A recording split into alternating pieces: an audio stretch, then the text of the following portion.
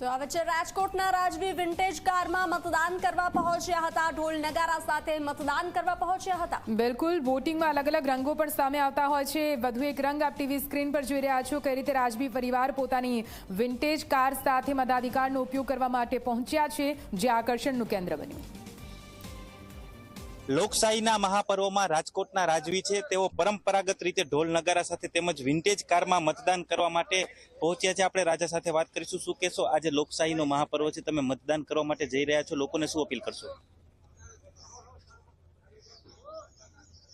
આઝાદીના અમૃતકાળમાં સંપન્ન થઈ રહેલી આ વર્તમાન લોકસભાની ચૂંટણી 2024માં નૂતન ભારત, નેક ભારત, આત્મનિર્ભર ભારત, સક્ષમ ભારત, વિકસિત ભારતના ઘડવૈયાઓને મતદાનના માધ્યમથી પસંદગી કરવા માટે અમે સામૂહિક આજે મતદાન કરવા જઈ રહ્યા છીએ। ત્યારે